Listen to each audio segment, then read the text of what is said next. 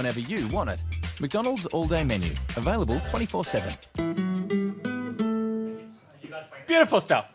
I mean, the answer to the best thing about Australia is the air. You forget that that is absolutely something you just take for granted. Do you know the other thing? I think about this a lot. But the thing that I really love about Australia, and I think we talk about this a lot, but actually don't acknowledge that we are, is do you want to spend the day at the beach?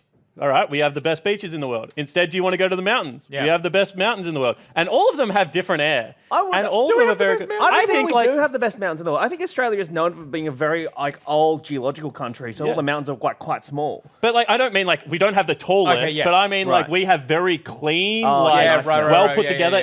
We have preserved certain parts, not all of it.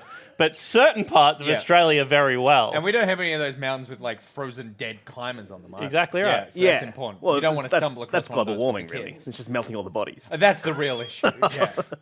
So again, something we're absolutely taking for granted. Something else you took for granted and you didn't know. It was a professional show before we all got here. Was hangers. You left too soon. In what way?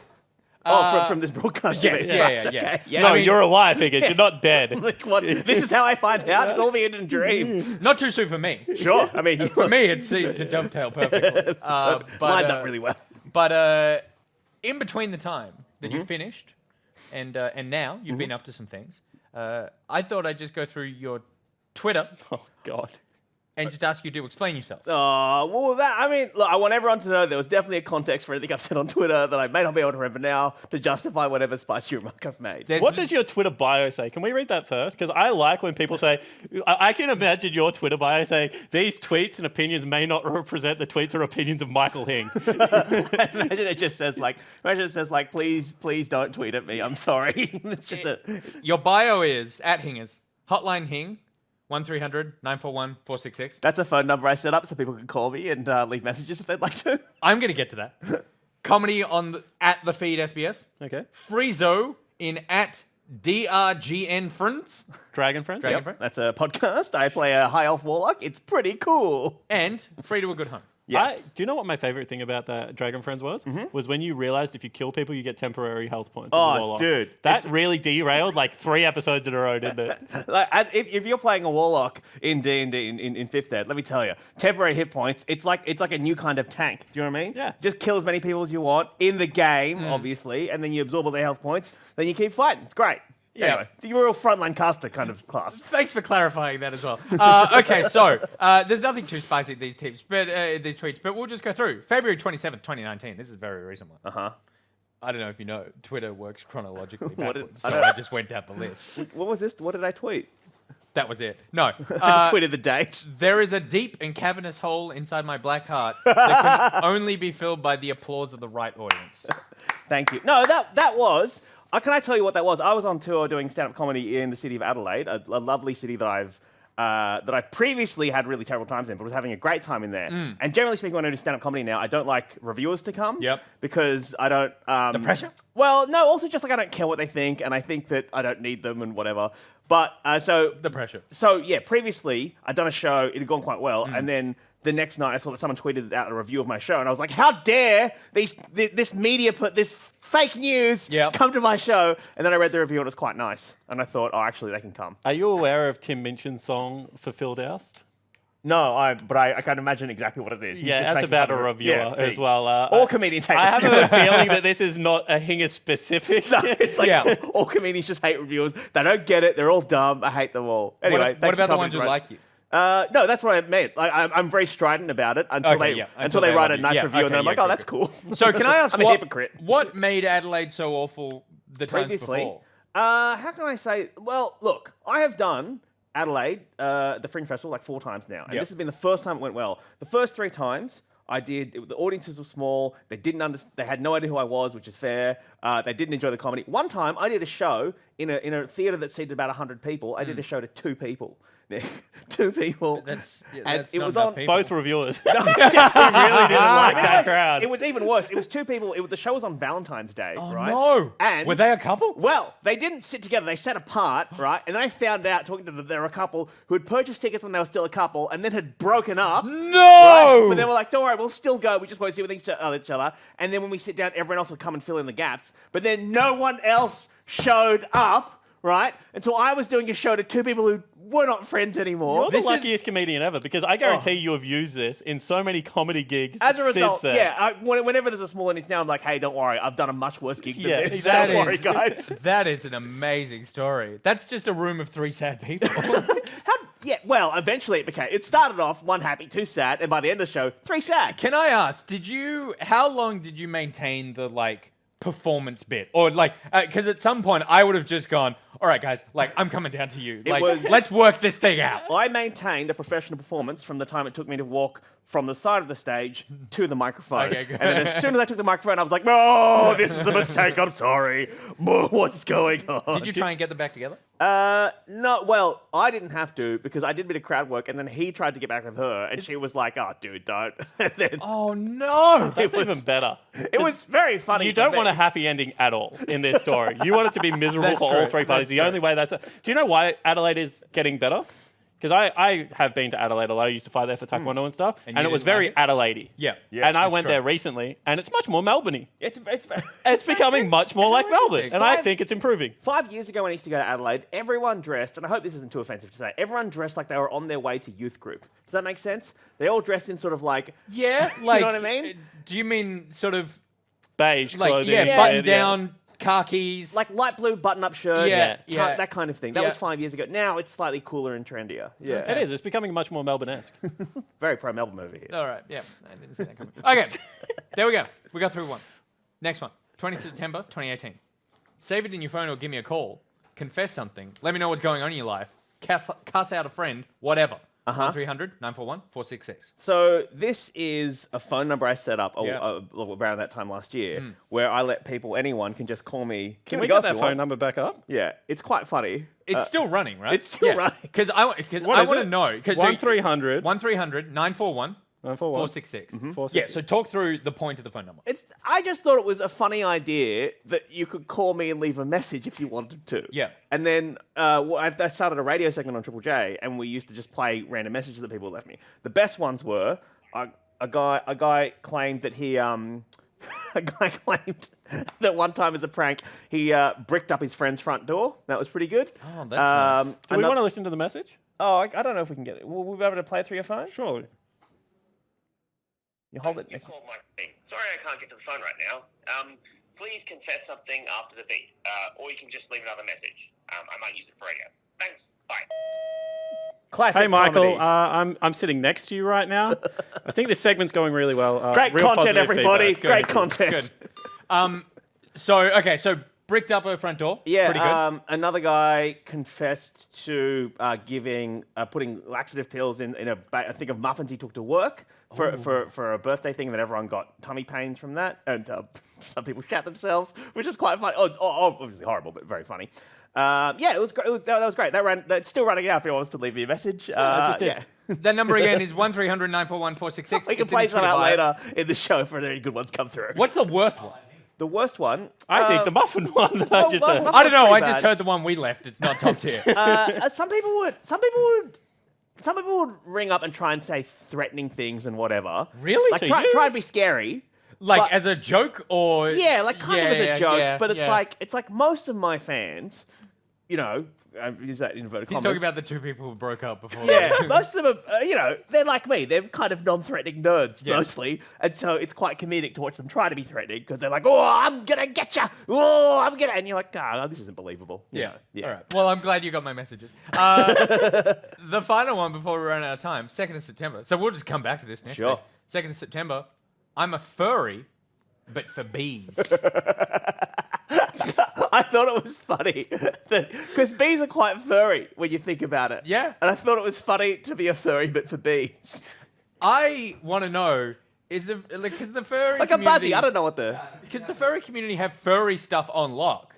Like, are there other communities where other people like to dress up as other groups of animals that are not furries? I don't know. I mean, look, I don't know a lot about the furry community. I don't want to be yucking anyone's yum, as it were. You know, if that's what you're into, that's what you're into. I just thought it was funny, the idea, because mostly mostly furries are into like foxes is a big one. I imagine. You know, cats. Yep. And then just if you turned up to one as a bee, you turn up as a bee, and everyone's like, "Oh, yuck!" Yeah, and then you're like, "Hey, come on, like, don't discriminate. I'm super furry. I'm just because technically bees are quite furry. Yeah, and I thought turning up to a furry meetup. Anyway, so Temp Os. Hello, Twitch chat. Temp Os is saying talk about League of Legends. How dare you? I refuse. I came back. I just want to know how I'm. BMO? What did you say? Is your favorite skin BMO? What? BMO. BMO Oh was yeah, or the Singed Beekeeper. Quite That like is a good answer. See, I like I was you. just going to say that whilst I appreciate the person's heart in the right place is the League of Legends stream, Yep. we work with the tools we have. And I have you two tools at the That's right, moment, and that's the only therefore two we're tools. talking about comedy. So we are now Temp Os just for you. We are going to get into the McDonald's Champ Select for the next game. Important But game. Before we Yes. do, I just want to say, if anyone wants to Photoshop Hingers onto a bee, please send it to me before the end of the broadcast. All right. Pyro, Rusty, take it away. G'day. Okay, well, they've buzzed off. Let's go ahead and start talking about the Champ Select because Order and Gravitas, very important game, Rusty. This is. I just want to quickly, I think you call them honeys, first of all. But, you know, past that point, let's talk about Champ Select. Order versus Gravitas, you're right, this is a big game. It's a very big game for both of these teams because head-to-head is on the line. This is very true. Right now, Gravitas, they will not 100% be out or in at the end of this. But, well, they are in if they win. But they can't necessarily drop out just by losing. Okay. They also have to lose later on in today. So there's a lot of chances for them to make it in. If Order win this game, Gravitas have to lose the Chiefs after. That's the way that it's decided. Yes. That puts Order in. If Gravitas win this game, goodbye Order. But Gravitas are looking for the three-way tie then with Mammoth and AV. Yeah, so those are the stakes, and we are into the McDonald's Champion Selection. Order start off by banning the Ezreal and the Yasuo up against Harry there. And the Silas banned on Gravitas. That's a red side standard. No surprises there. Yeah, Yasuo is actually a pretty big staple ban from Harry at the moment. He is just a very good Yasuo player and commands that respect, particularly when he is on the red side, because he gets the counter for mid lane. And so you look towards what flex picks are up usually for Gravitas when they're on red side, because they like to early rotate those. In fact, they just pick Ryze early a lot. That's very true. Let's see what Order end up doing here for the last couple of bans. LeBlanc is taken away, so a lot of focus on Harry. Once again, does seem to make a fair bit of sense, although his performance has been up and down. Ryze now banned away by the Gravitas side, so Order won't have a chance to put that on Tally or Swiffer. Makes them probably consider the Lissandra as their first pick, but with the Ryze gone, I am very curious to see where Gravitas will go into that one, if it is in fact the Lissandra that is picked up. Galio still exists and is just kind of broken at the moment. Braum is still up and available if you want to deny that from your red side team to just take away the free engage. And there's the Galio. I think this makes the most sense. It seems to be something Order want to do, and it's matched by the Braum. Those are two of the big supports. Quick pickup of the Syndra for Harry. It's another one of the champions that he really prefers to play when he doesn't have access to those other assassins. Yeah, and conveniently enough, Order have banned away one of the counters that I'm not sure Swiffer will want to play, but Yasuo has been taken off the board. So now we look towards Order's side. Galio locked in. Do they consider counter picks to the Syndra, or they just go for a really strong like Lissandra Jarvan and just camp that Syndra? When the flash is gone, she's in a whole lot of trouble. Well, for now, they're going to try to instigate quite a lot of lockdown and damage. The Galio-Jarvan combo has come through, and the Vayne is picked up by Dream, so Gauntlet's kind of being thrown here. Not the Gauntlet, but a Gauntlet. Smacked into the face of Gravitas. Definitely one of them being thrown. Of course, you can see Coach Juice behind Raid at the moment. Very intense stares from both members of the team, trying to get the best third pick that they possibly can in here. 80 carries most likely, which is why you can see so much communication from them, and this would not shock me. And it does get locked in. The Kaisa for Gravitas, so starting to build themselves a pretty solid composition. A lot of single target damage between the two carries already picked up. Yeah, Braum Kai'Sa is just a pretty nice duo anyway in general, so you'll be pretty content with that one. Vayne versus Space Vayne once again on the Rift. I can't get over that you call I it will Space continue Vayne. to call it that. Nobody can stop me except producers who can say stop. But then you don't have to listen, right? I probably will respect You're a their good, you're a morals good and guy, values. so I figured you would. All right, Orianna banned away from Swiffer. Yeah, there's been a lot of talk about the the types of players that do Azir versus the types of players that do Orianna when it comes down to the control mages. Swiffer's one of the few that would probably do both. But at the same time, Swiffer also has a very unique champion pool of some pocket picks for himself. Now, I would say that this is not an Aurelion Soul game by any means, And this may not be something like the Anivia game for Swiffer, but it's always possible. And do not discredit those possibilities when someone like Swiffer is playing on the Rift, and this is a do-or-die game for them. Do or die indeed. This is the so last many chance for mid Order to laners make it banned. through. Jace banned away as well. Yeah, a lot of focus. The Lissandra, the Orianna. And on Order side, they focus on Pabu instead. So Nico banned away, which we saw him on the previous game. The Jace ban. We'll wait for the jungle pick here. Definitely expected from Gravitas. Now Kha'Zix is a strong champion. Rek'Sai is one of the Praylist staples still. A lot of people have played and stopped playing, but Praylist continues to go towards Rek'Sai, and she is powerful. So it became Sean Connery there for a hot second. Yeah, Rek'Sai and Kaisa. We got another pocket Combines it out. pick. Oh, we got the Nami locked in for Jake. We were wondering when this was going to happen. And there have been whispers around the Rift as well for Order since the beginning of the season. And do not give Swift a Galio, or he will win the game, was a statement that has been made. I think it was me. But it was also Spawn spouting that towards me. So. It was back when there was a little bit of different damage on it, but now they've gone back to the mids. They put the Nami in the bottom, and they give Talia Vladimir in the top. This is a team that has a lot of damage. There's a whole host of damage. They've got the Jarvan Galio combo, so you'll be happy with that duo. My question is it going to be safe for Dream to deal damage in a team fight? Because that's a lot of the physical damage that could be taken away. We look towards Gravitas with their last remaining option. They haven't been known as the best team fighting team right now, and they still pick someone that can split. But I would say they are going primarily for that one single target kill into the team fights. Order, I said, we will just now meet you in the middle with a better team fight.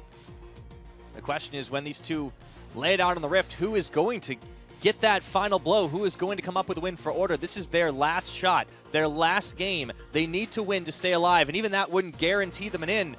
But then they just be big fans of the Chiefs afterwards. For Gravitas, it is as simple as win and in. Certainly there's a whole lot on the line here. Drafts now set for both teams. We mentioned Order, they love their team fighting. They've got the Vayne Nami bottom lane, however, which isn't your most standard bottom lane duo. But they're against the Braum and the Kai'Sa, which is pretty straightforward. It's pretty simple to play against. You just need to try and dodge those concussive blows, and maybe you'll have a good time in laning phase. No cleanse taken in the bottom lane either. We have not seen a lot of mage supports here in the OPL. The meta just hasn't been supporting it, but It's mostly Jake, actually. yeah, Jake has been the one that has really turned it around. We did see a couple of Rakans, one of them last game, but now things have definitely started to go a little different here, and this is kind of the last shot, the last chance saloon, so there's no point in holding on to any secrets anymore, because if you don't win this game, you're not making it any further. And joining us to talk about the path of Order going in potentially to the gauntlet is, of course, going to be Choo Choo's. Welcome once again. Hey, thanks for having me. Yeah, just start by telling me, how are you feeling right now? This is the game that could decide it all for you guys. You still need some help if you win it, but how do you and how does the team feel? Definitely very nervous. We need to win this game, and we also, if we do win this game, we need Chiefs to win their game against Gravitas. So hopefully we can push Gravitas a bit, like lower their morale going into their next game. But overall, with the draft, I'm quite happy. And is there a concern for you guys, like even if you win this game, knowing that there's nothing on the line for the Chiefs anymore? Because of course you'll be the Chiefs' biggest fan when they go against Gravitas. But is that a concern for you guys, or do you think they'll play to their best? I think, well, like they're locked in second after Bombers won the previous game. So I think we've had discussions with as a team, and we find that like this is kind of like all or nothing for us. This is the part where we can control our fate. If Chiefs lose, like be it, like Gravitas probably played really well. So we are content with either outcome, but obviously we want to keep the season going. Of course. So diving into the draft now, you've gone for a bit of a throwback with Gallery in the mid. We've been seeing it mostly in the support position. What prompted the decision to go back to that old style that you guys were known for with the Galio-Jarvan combo? Well, I think Galio felt like after the nerfs in mid lane, everyone didn't really pick him up, and then people realized he's probably the best support on the current meta. And then we started seeing other teams flexing it back mid because it would just make your bot lane so strong. We did the same thing here, similar to how Bombers last game flexed Lissandra into top lane, got the Z counter pick. Teams that are able to have that flexibility with their players definitely give you big benefits coming outside of drafting phase. So that's Simon's probably the best Galio mid on the server. So it's something we're very happy to get, and hopefully we can show you this game. Absolutely, and maybe not the easiest of laning phases, but I would expect from you guys, and this is something that I'd like you to speak a little bit on as well, strategically, will you be hovering around this middle lane? Is that the primary point of focus you would expect to get him through this? Yeah, our bot lane is, we essentially want to look to dive this bot lane. Vayne Nami will gradually build up a lead, just due to the nature of the matchup, and we want to find a way to incorporate our mid 2v2 to influence the bot lane dive. And then we're hoping that Vladimir will just outscale this Aurelia and have a big influence in mid-game team fights. Yeah. All right. Thanks for letting us know where you're expecting them to go, and thank you for joining us for the interview. Best of luck. No worries, thank you. All right, 2.5 minutes. No shenanigans to start things off. We will want to keep an eye on that push down bottom. Already has been a pretty good start for Vayne versus Space Vayne. And this is not an easy lane in mid. You know, one thing that you have to remember is Galio is a strong mid laner still in terms of damage that you can put out. I don't think that has been too heavily changed by any means. But against a Syndra, you're always going to have a bad time regardless. You know, Galio of old needs to hit the Aftershock to be relevant. That's still true on the current one. Syndra outranges you and knocks you back if you ever try and go for that Justice Punch, because there's a wind-up to it that Syndra can very easily react to, so that counters you super hard. And you wouldn't be too surprised to see those trades constantly happen in mid, and that's why I even asked Choo-Choo's about the jungle intervention in mid lane, because if Spooks can make a gank work, even if it's just control in mid lane, a bit of priority, a bit of tempo, that unlocks them to go to another lane, and very clearly they'll choose bottom. Yeah, if they can just try and take it from lane to lane, that starts to turn things in their favor. But Swiffer is already zoned out here. Tally is also going to be, as Pabu steps a little far forward into a turret shot on the Aurelia. This is a matchup that we hadn't talked about as much because there's so much going on across the map. The Aurelia Vlad, now that's something we haven't seen too much of in this region for a little bit. No, Aurelia is just one of those champions we haven't seen too much of in a little bit. Everywhere else around the world still does play it, and it's still a strong champion, right? It's just that the nerfs were against magic damage, and Vlad does actually provide that. But still, they picked the Aurelia as a last pick into it. So Aurelia still clearly able to navigate League of Legends perfectly fine, and Vlad is a scaling mage anyway, so we'll be all right in the end. Is Pabu in top side? So far, so good, but it does still mean that Vlad will be getting farm. He's still going to be scaling up to that team fight, and that's all Order are looking for. I would expect 5 people bottom. Going to be able to stop him. For Pabu's side, I wonder how this really affects, you know, what the game plan Gravitas will have. You mentioned this gives them some opportunity to try and split. They can do a 4-1 with this. But you don't expect that really to come into play until maybe the mid-game. Yeah, probably the Trinity Force. Spike being there for Pabu is one of the big moments where it opens up for him. As we got some more nice damage top lane. Go into the pool he goes. Pabu though. Hardly a kill threat, however. He needs to reset Pabu. I think he wants to crash this cannon wave in and then go back to base. With about 33 CS to his name, he'll be making his way towards the first component of the Trinity Force, you would expect. But overall, the kill threat's still going to be low in top lane until, like we just mentioned, the Trinity Force is available. Or Executioner's calling if he wants to be cheesy and just ruin the life of Tally. Well, you know, there's always an opportunity there. Gravitas still fighting quite a lot themselves. Let's see how this game keeps on going. In the early, the 2v2 down bottom. Pretty hefty pressure in favor of Dream and Jake. They've just got poke galore, and there's that 10 CS advantage. Yeah, the dynamic in this bot lane is about building waves if you can, slow pushing, and then trying to harass with the wave as it builds. Nami's going to be able to do that pretty successfully. And every time Vayne tumbles forwards, you can get the Nami poke coupled with it, as well as the bonus damage on the E, which is incredibly strong and underrated. So Nami does actually do a whole lot of work there. That she does. Question's always going to be in the fights, is she going to be a little bit too squishy? But if she gets far ahead early on, that might not matter too much here for Order. Dream will be able to clear away Scuttlecrab, actually. Thought he was moving away from it, but he's tumbled back in. So this is because of the pressure in the lane that they've had. Now Spooks does come up to the top. He stands on top of a control ward, though. Pabu just goes straight for him. Diving in on the surge. There, Spooks. Maybe didn't notice that he was on the ward. Sometimes visual indicators aren't fully clear when you walk into a new bush. So the control ward was there, and Pabu actually is able to bully him off, saves the ward, and that's a very big deal. Yeah, normally you can't do that in a 1v2 situation, but Tally didn't come and join either. He's kind of pushed back a little bit. Well, it's not a 1v2, that's the thing, right? The minions are pushed in the Vladimir. It's a 1v1 and then a 1v1 after Spooks loses that one because Pabu is level 6. Yeah. Ooh, Dream going very far forward here while the mini wave is about to crash into him. Should be able to pick up a lot more of this. This is a pretty good lane if you're a Vayne, too, because you don't want to deal with that early pressure, and he hasn't had to face too much of it since he has the pokey support. Yeah, very clear sign that they're doing well in this bottom lane. You would almost argue that they are hard winning it in the 2v2, is when a wave builds up this large that Gravitas had, and they're able to harass you past that wave with no regard for the damage those minions would do, then they are winning this lane too hard. You know, Gravitas need to have kill threat at this moment as a double bubble. Here comes Spooks, though.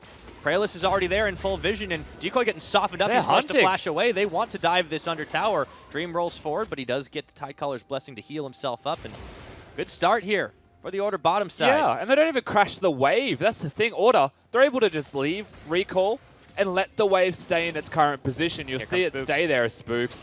Flags and drags, there he goes, and Harry forced to flash away. Into the taunt he goes. Scatter the Weak does not scatter Swiffer far enough, but Spooks is kind of locked away from making anything else happen, so they won't get the kill. And this has been a very promising early start here when it comes to movements on the map. Good little damage in mid lane, good forced recall for Gravitas on the bot side, matching where Pralus is.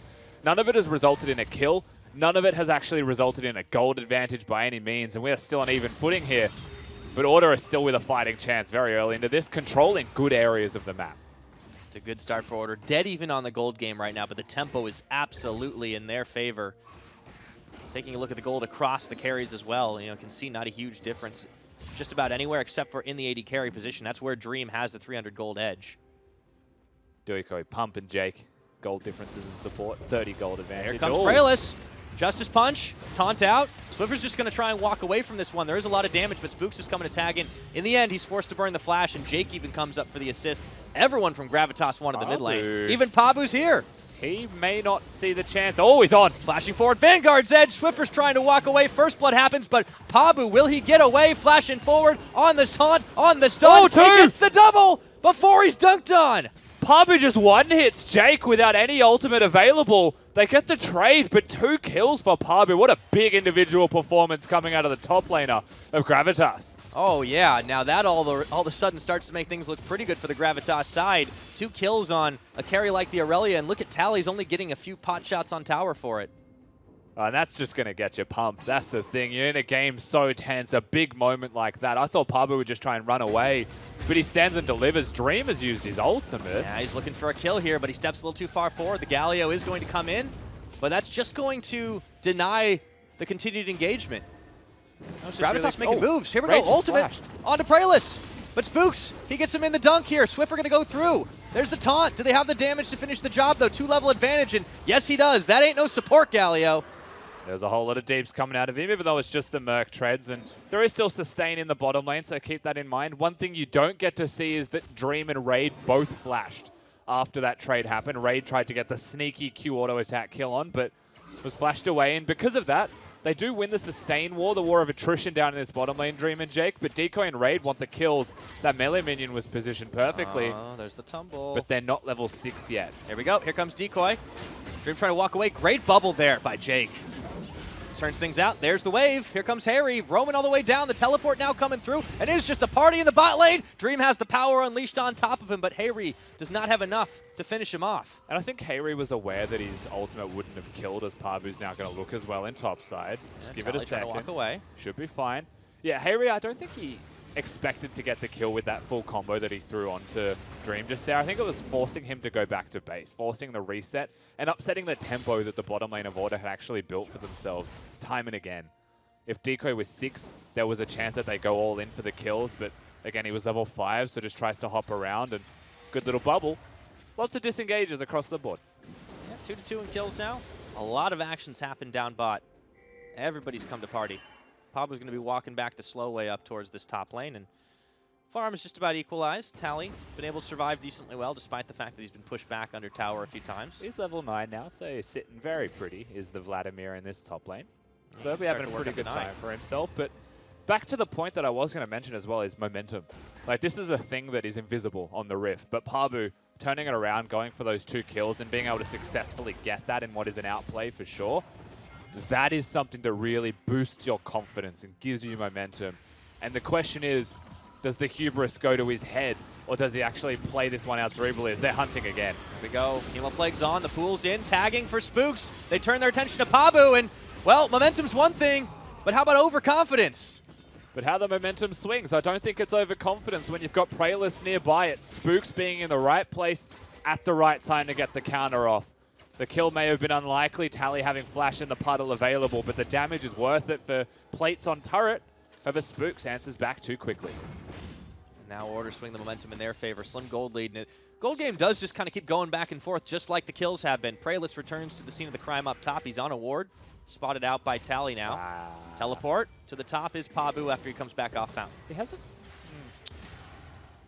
Unfortunately, Recall's on vision there, Prayless as well, so he will be spotted, which gives a moment of opportunity for Spooks. And in that moment of weakness, he unfortunately finds himself a control ward. Terry may just try and give him a how you going. Has to check down a regular ward afterwards. Spooks on the says, green hey. trinket. Vision control pretty good on Order. Bot side, though. Trying to get as much as they can throughout this river. Gravitas have matched in brushes. See if they sweep this one out. Actually, 2v2 starting to run up towards the mid lane. They see Decoy making a break for him right now. Dream's just hunting for blood, but Prayless is coming out the bush as well, so he's got to be careful. The bubble comes on, doesn't land on anybody, and all of a sudden the Order bottom lane is split. But Dream does not care right now. The two-man taunt managing to only find the one, actually, as Prayless goes to the ultimate form. Dream tumbling back and away, tagging in. Swiffer claims the kill. You can see that Harry picks up one on the opposite side, and Jake might be dead. But Order seem to be pretty happy with that fight. Yeah, the 2-for-1 trade closer than you would have liked potentially there for the side of Order. Lots of little outplays mechanically from Gravitas. But the kills are still there as Tally. All of a sudden, he feels like he might be able to make the play. Hemo Plague not strong enough to take down Pabu, but he did zone him away, and now he's the one who's going to be able to find turret plates. Level 11, and maybe the kill was there, but not to be seen today as we get to watch this fight again. Dream, I feel like he was on a bit of a mission by himself, but he's got the Galio to back him up. Prayless ults out of the taunt, is able to get on Dream, and how close this was to a kill, more importantly, as Jake will be able to sprint in, try and help, but has to sacrifice himself in the attempt to help. And that Dragon. Yeah, even the Dragon gets aggroed. He's an angry boy. He's a really angry boy. Everyone's fighting in front of him. He just wants everyone to be chill. Got that bloodlust. Yeah, well, he's the Mountain Drake. He's the no aggro Drake. He just wants people to knock down objectives instead. I would argue that the Mountain is the most aggressive of the Dragons because he pokes people's eyes out in duels. That's the most defensive. He's hardest to kill. Yes, look, that is true. Yeah. I don't know. I don't know the temperament of dragons myself. Usually it's not in the positive. I just know the temperament of the Mountain. Yeah, well, that's a different mountain, I think.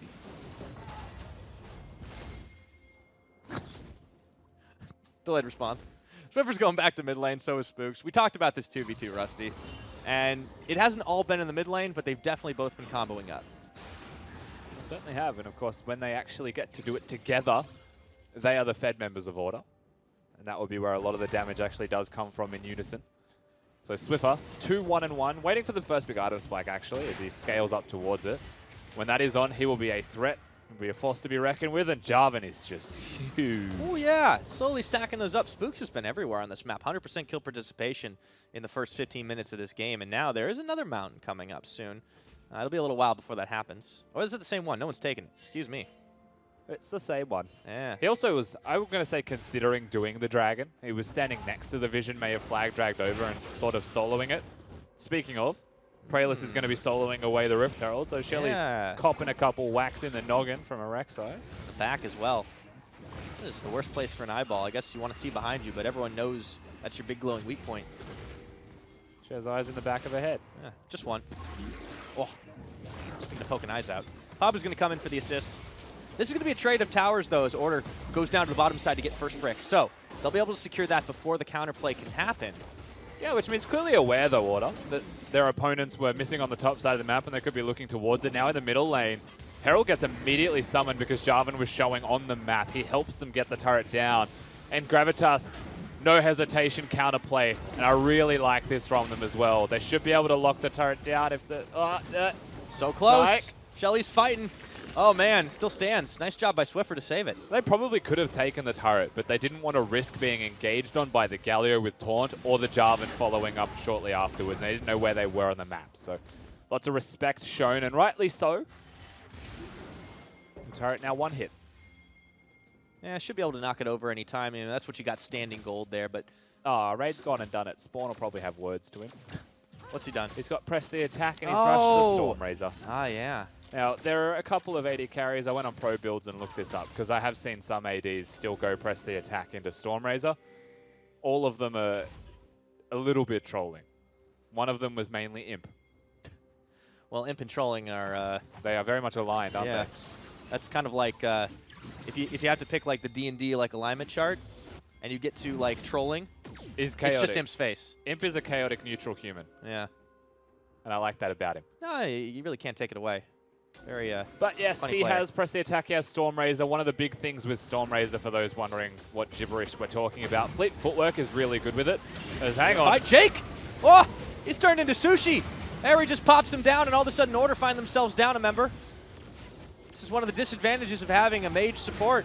Yeah, 2 ultimates used, 1 Nami dead. Flash even burned afterwards. 0-3 is the scoreline and what is an Ardent Sensor building Nami. All about empowering his team, but I mean, you can't do that when dead. And all of a sudden, the Vayne gets jumped on. Dream's taken down by Pabu and Raid, and into the Vanguard's edge goes Pabu. Whoa, Spooks. He tags forward. Hero's entrance coming through. Do they turn the fight? The damage was there, and Tally finished off Decoy, but Praelus turns it back around on Spooks, and they're just running out of health bars. Only Tally will live to tell the tale of how his tower finally fell. And it wasn't a fight that they were ever going to win, Order, when they were missing 2 members so quickly at the start of it. Bottom lane not having the best of games right now. Still farming up a Storm and controlled their laning phase. It's the movements outside of that. And this is that first one. Sorry, this is the second one, I believe. Nami is already dead on the ground there. Dream just gets stunned up by Harry. And Pabu hits the flash stun, and he is just dead as a doorknob. And then they continue for the rest of the fight. Spooks gets a big ultimate on the clumped up members that Galio follows. And it looks like they could be turning it, but there's still just too much damage. Too many members alive. And so they just start to drop one by one. Yeah, I mean, it was a great 1-2 punch. The problem was they just didn't have any extra damage there. So at 18 minutes now, Gravitas will take the lead. Still slim gold in their advantage, only 1,000, but they've demonstrated an ability to win fights. And, man, how about Pabu? Killer instinct the moment he goes in. Harry and Pabu were the 2 standouts for me at the moment. I think that, Praelus has just been playing the protector role. He's been hovering around lanes, maybe trying to get ganks, and Spooks has read him too easily at the moment. So Spooks has been having a very good game, and Praelus suffers the consequences of that. But it's those solo laners, man. 2-0-4, 4-2-1. We saw the double kill from Pabu earlier, and Harry is still playing pretty clean. Yeah. Going forward, Justice Punch. There's that knockaway as Harry still manages to deny a kill. But tower pressure up top. This should fall in favor of Order. They will take the tower advantage. And this game is still even. That last fight that we saw in mid lane, a couple of kills, you take those for Gravitas. It's a very big deal, and it does hit home that they get the mid lane out of turret, which helps them a lot for map control. That's back and forth. But that turret was already one hit, and Order immediately trades still. Now on the bottom side, though, Gravitas do trade back with Pabu on the split push. And going to be hard for anyone to match the 4-2 Aurelia sitting on 2 items. Titanic Hydra to pair now with that Trinity Force. And Order kind of sniffing into this topside jungle. They will have to go back, clear the mid lane. They do need to open this tower up if they want to start contesting for the Baron when it comes alive. They have to survive here. Oh, he's ulted. The Rek'Sai ultimate onto Jake into the back. He dodges the wave. And Jake is the one waving goodbye. Now Dream going to get fired on. Some execution for the double kill, and Space Vayne, greater than regular Vayne. Yeah, fancy footwork not going to save Dream there. No matter how much you dodge, you are still too low on your health. Gets 1 hit there, and that was aggressive. This Nami needs to position so much more defensively because Gravitas, they find her, 1 bit of damage, they follow that through with the kills, and they are picking at the wound as Spooks knows they want to hit the Baron. But he just can't find purchase to get into the pit itself, and Gravitas hold until they clear the vision. Can Spooks be the miracle worker? He sees its health now. Gravitas, they move away. Tally was looking for an Great answer, flash. but it's a great reposition by Gravitas, and they'll follow him into the pool. He's forced to go golden. Oh, they're calling! Here comes the Justice Punch! They get the big old knock-up, but do they have the damage? The 2-man taunt. Harry's going to fall down. Gravitas trying to turn this, but Order coming up huge on the fight. That's just the combo from Spooks and Swiffer saving them the Baron as well. They're up too early. It's 20 minutes in the game. So Baron was never actually going to be taken in time with the delay that Gravitas had. The flash early from Raid to get himself to safety means that he can't teamfight as well. And Swiffer's damage with Spooks on the setup is just phenomenal. And it takes so long to kill Tally. He's got the stopwatch or the Zonias now. And just watch this combo from Spooks and Swiffer because they are locked. Harry has to flash his way out, but is still going to really struggle against the Vladimir. He already had the Hemo Plague on him. Proto Belt done, combo on. Order come out fine. This is tag team fighting after that. So Order picking it right back up as soon as they had been knocked right down. And you can see a couple of stand-up performances on either side. I think Gravitas, you look at Harry and Pabu, they're dishing the damage, consistently getting executions off. But on the Order side, how about that Swiffer and Spooks? You'd never look at a game and say heroics is what it takes to win, you know, but this is one of those games that it certainly feels that way. Heroics, individual performances could actually be the difference here, and Spooks and Swiffer definitely have stepped up to the plate, but a lot of members of Gravitas have actually done the exact same, and Raid's now starting to really warm up into this game where we're yet to see Dream heat up. Not at his 2-item breakpoint, neither are, but that could be when we really start to see that from the Vayne. And the heroes aren't doing it alone either. It's worth pointing out that behind them is always a good couple of sidekicks. You talked about Prayless playing Protector. He's also been playing Instigator. You saw him dive in for the Nami and really set that play up earlier on that allowed Gravitas. As well that did that, though. Like, they have fully worked out the plan here, Gravitas. If they see that Nami go too close to an area, and Nami placing vision, you know, is one of the primary functions of a support, but she's so squishy that you have to really respect your opponent's pick on you. And that's just been poked at, prodded at by Gravitas until they find purchase, and they have. And Gravitas are a team that do like to not only make the plan, but they're so darn good at sticking with it all the way to the end. And I think that's why they're so tenacious. This is the first split that this organization has had in the OPL, and they are on the cusp of making it into playoffs, and that is a big statement. And if you ever wanted a reason as to why Enchanter supports really struggle at the moment with tanks as the opposing supports, like naturally Enchanters beat tanks by slowly beating their health bars down or outranging them or preventing them from doing what they do best, which is engaging. But when you get the engage off, Enchanters just pop like a balloon. And that's what this game has really demonstrated. Braum gets a Q proc off, the follow-up's there, and Nami just dies before she can even blink. But if she stays alive, they out-sustain. That's the big if. Gravitas now secure a second Mountain Dragon, so they'll have 2 in their pocket. Makes it a lot easier to knock down objectives, including the Baron. Should have come down to it again. Didn't get to clear the pit there, Spooks. They have a control ward, but it's shallow. So they may need to replace those wards if they work that out. Ooh, doesn't even manage to get the clear off on that one ward in the brush, too. The ideal setup for Baron is usually 3 control wards, 1 deep in the pit, 1 just outside the pit to see those sneaky wards on the left and right of it, and 1 in the pixel bush. They have 2 of the 3 perfect. Ooh, look at Pabu on the flank here. He gets an execution off, and this could turn the tide, I should say. Speaking of tide, Jake was getting ready there for another big wave. It was Spooks' tail that was turned as he starts to run away. Vision does spot him. Now it's going to be the pressure up top side. Harry hurting the minions in. Prayless, a combo up. Not a whole lot of response. This is one of the last hour. This is the last outer standing in the game, and not any longer. The vision control completely shifts Gravitas. They retain the river again. As they fight back for it, they contest back for it. Nami is now the person that you have to continue to look at. Can she even get vision? It's always going to be the question. What you have to wait for if you are Jake is for your opposing side to show on waves. Once they show to clear the minion waves out, the map is equalized, then you get to press a little bit more forwards, place more vision. So difficult as a mage support to be able to pull that off. Spooks and Swiffer now. Have to be careful. Ooh, flag drag in, and now the teleport comes down. Harry's going to get womboed in the combo. Can he live? The answer is no, as 3 members of Order jump on top of him. And actually not enough respect there from Harry. Look at the flash timer that he has right now on the right of your screen, like 10 seconds. And he'd have flash available. But they just combo him before that, so clearly aware of the timer there. Spooks and Swiffer hit that combo. Goodbye, Syndra. Now they have a man advantage for 25 seconds, but they're not going to make a rash decision. There's no rushing for the Baron. There's still a smite to contend with. There's still a Gravitas team that could very well fight them. That kill was for vision. They don't have the Jarvan or the Galio ultimates now, so that's never going to result in a team fight straight afterwards. That would be very hard for them to win. But once those ultimates are available, what they have now discovered, or what they've now earned from that kill, is the ability to place vision more forwards. And you can see that on the top side of Baron. They do get quite a lot, and they just littered their own jungle and the river full of wards, but there's still that pesky one in the back of the They've pit. made a straight line, actually, from their blue buff pretty much up to the top tri-bush. Yeah, well, it wiggles a little bit, but I get your meaning. Well, it's all right. It's a bloody caterpillar. Yep. Inching along. Still, though, the waves just about dead even, as you can see both Tally and Swiffer trying to push them in favor of Order. On the Gravitas side, the job is going to be to re-secure vision. Do placing their control in the back of the pit. Lol. There he goes. You don't judge supports while they try and last hit? No, I just assume they can't. I'm an AD carry main, Rusty. That's rude. Reiterate, AD carry main. Ooh, Raid. Oh, boy. Dream jumps on him. Here goes Golden. Who's baiting who right now? And in goes the Galio. The shutdown is real. Order, they're going to get the fight. And they're heading for the Baron. And that's just 3 kills pretty much instantly. Dream, that looked suicidal, but it wasn't the case when a Galio's nearby. The reinforcements arrive and he stays alive.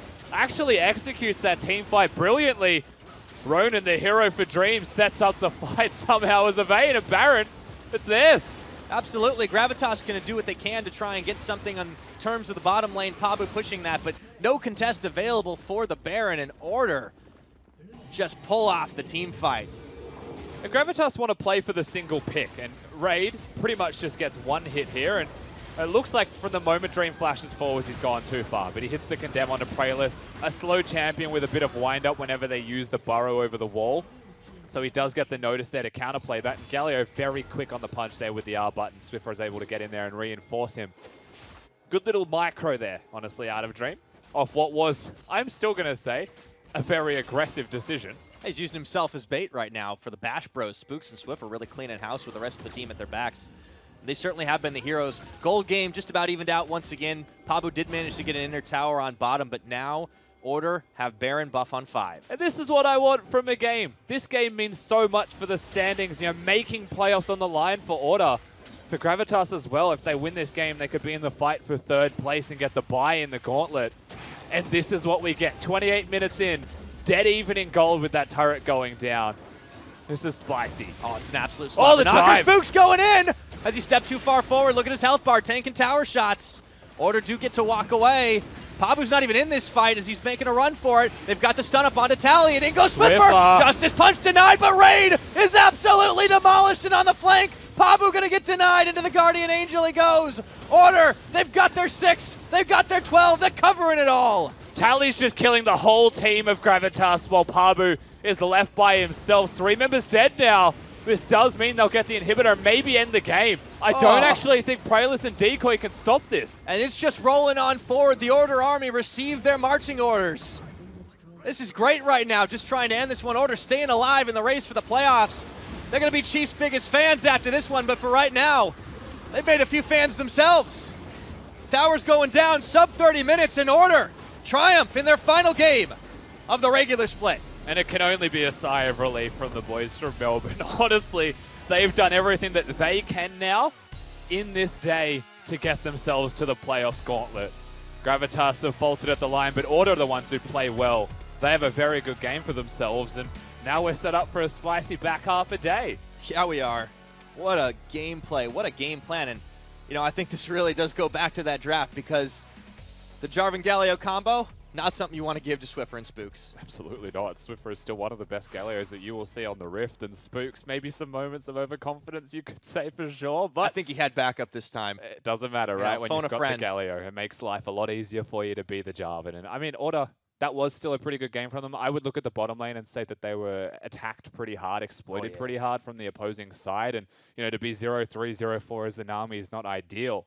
But at the end, the combo, the team fighting is what proves too strong. And that is the thing that you have to look at if you're Gravitas. Team fighting hasn't been their strong suit. They want a split push. But when your opposing team just picks a really good team fighting comp and can hard engage, what can you do?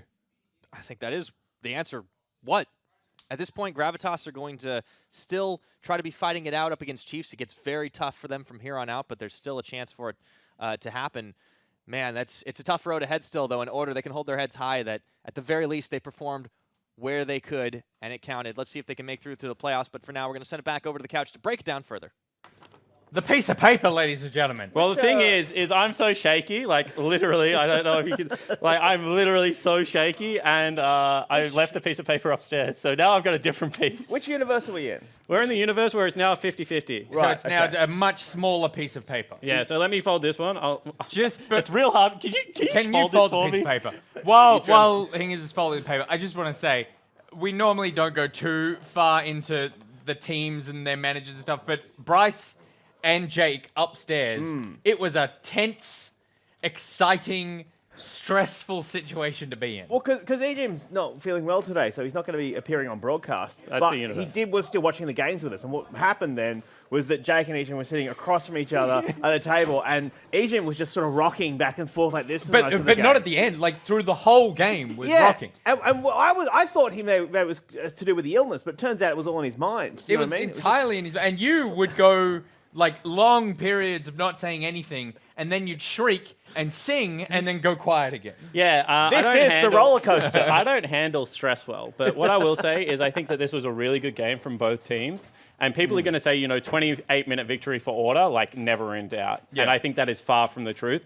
I think what happened this game is they read what we wanted to do really well, and they hit some things. So we want to play 5v5 team fight, and we also want to play kind of unique supports at the moment, because I think that we've realized that when we empower our players to play the game the way they want to play, as opposed to the meta, we have like a much higher success rate. And we did that for the first part of the split when we trusted each other. Kind of fell away, and we're trying to bring that back slowly. And I think Ejim read that really well, and they also hid the Aurelia pick from us. Pabu doesn't play Aurelia all that much. We play a lot of Mages top. One of the best responses to Mages top is going to be that Aurelia. I didn't know that he played it that well, and he popped off in the early game and really put us on a clock. If we let that Aurelia split push with her 6 kills, like that game was going to be very, very hard to win. So our guys had to like force team fight after team fight, and we got that big one in the mid lane that led to the Baron, and then we're able to force down mid. And I think that that was one of those games that if we don't get that one fight where Ronan flashes in aggressively to give Swiffer the ult, then we're probably telling the completely different story, because they had teleport advantage on a better split pusher, and we're in all hosts of trouble. So do you have an MVP for your team in that? Is it Swiffer? No, I would say Swiffer played very well on one of his signature picks, but I would say Spooks facilitated that early game really, really nicely. And I put a lot of I'll talk about like as Order spawn for a little bit. Please. I put a lot of pressure on Spooks this week to kind of slow down the whole team's game pace of game, and I think that he's done that really well. So I'm happy. I'm not going to cry, but I'm happy. I can just tell how excited you are, because you don't usually get flustered. You're something of a rock, and it's very nice that you are flustered right now. What kind of rewards does Order offer their players when they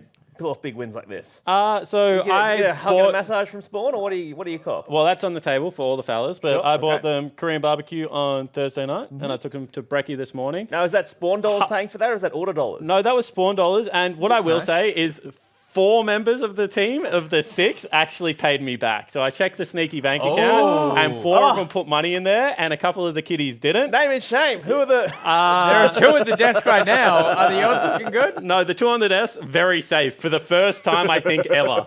Very safe for the first time ever. But yeah, that was a great game. And I just want to say that like we're acting as if this is a big deal, but Gravitas can still pull out the win versus the Chiefs. The Chiefs obviously aren't playing for anything now because they can't get first place. Yep. And I think Gravitas are a very good unit if they go back to 1-3-1. They're trying to team fight at the moment. I don't really think it's working all that well. I've been pretty vocal about it. I think if they slow their pace down, get Harry back on a split pusher, they can actually take it to the Chiefs, and nothing is secure for now. So best of luck for Gravitas going into that next game that they're playing, because obviously very good friends with both Jews and Ejim, and want to see the organization do well. Absolutely. Well, we've got Spooks and Swiffer at the desk with Pirate right now. It's the Demacian duo. You guys comboed up really well today, but I do want to go back to what Spawn said and start with you, Spooks. Early on in the game, you really helped facilitate like slowing the pressure down, slowing the pace down, and apparently that was something that was communicated to you. How did you approach this early game? Like, what was your game plan individually? Yeah, honestly, we have like very talented players, but as a unit, we're all very like super hyphy players, and like we want to, as soon as someone makes a mistake, we want to punish it, and it's like it's a strength, but it's also probably our biggest weakness. So I've kind of been given the role to like make sure keep everyone in check. And I feel like it's actually kind of helped like my gameplay as well, because I need to slow down sometimes. I've been known in the past as like a really impatient player, so I feel like I've benefited a lot from what Spawn's kind of helped me with over the last week. So you've individually been leveling up, and it seems like the team has as well. It's been a bit of a rough ride, but Swiffer, can you talk to me a little bit about the team's journey to get here, that you finally get this win out in your last day? You're not quite in the playoffs yet, but you are so close. Yeah, no, just to echo kind of what Sam was saying, I think that... That's a nice word, echo. Thank you.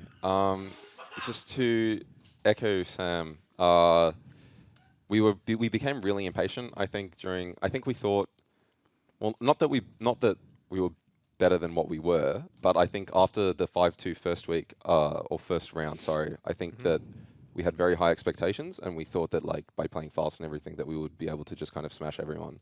Obviously that didn't work, and I think we've realized that we lost what made us good. And so by slowing it down, we're able to kind of like re-identify that. So I think it's very difficult a lot of the times when things start to spiral out of control to identify what that problem is and to really start to turn it into a positive effect. You guys managed to do it as a team, but what got you to that point? What really got you to realize that you were going a little bit too deep, a little bit too fast, and not just kind of fall back on the emotional aspect? Probably losing like 6 games in a row. Just losing? Definitely That will teach you a few things, I guess. I think losing that many, it's like, well, you know, after like 5, you're like, something isn't working. But then after 6, you're like, we definitely have to change something. So, yeah, no, that 6th game in the second round robin, I think really we went back and well, there was so much going wrong at the time that we thought that by slowing it down, we'd be able to identify at least something. I'd like to step in here. Yeah, go ahead. No, something I noticed that we got really good at over the the past week is I feel like we started trusting each other a lot more. We went through a phase where like everyone kind of wanted to like take over and do their own thing, and it was like making us really like uncoordinated.